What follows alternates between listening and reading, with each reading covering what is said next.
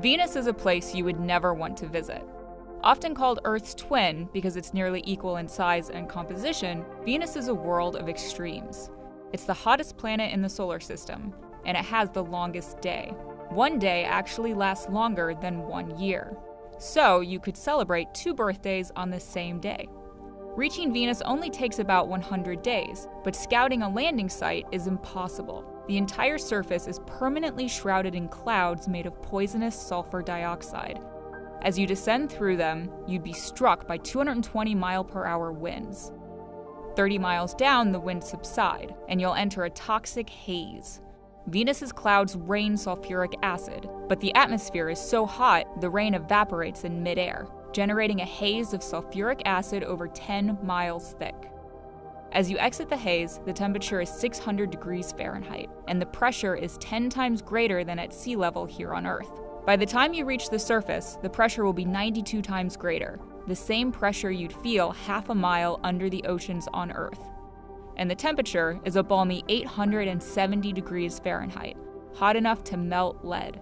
Don't think that landing on Venus's North Pole will be any cooler.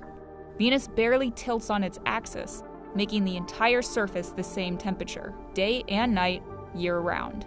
Let's say you somehow find a way to survive down here. Exploring Venus would be extremely difficult. Venus's clouds reflect 90% of sunlight that hits them, so the surface is dimly lit, making it hard to see anything beyond 2 miles. Plus, you'll need a continuous supply of oxygen. Venus's atmosphere is 96% carbon dioxide, 3.5% nitrogen, and less than 1% carbon monoxide, argon, sulfur dioxide, and water vapor. Then there's the risk of cell damage and possible cancer.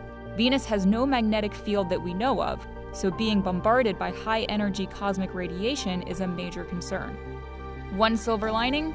You'd feel slightly lighter on Venus. Venus is 91% the mass of Earth, so you'd weigh about 10% less. Sound like a good time? Some people used to think Venus's clouds hid a tropical paradise underneath.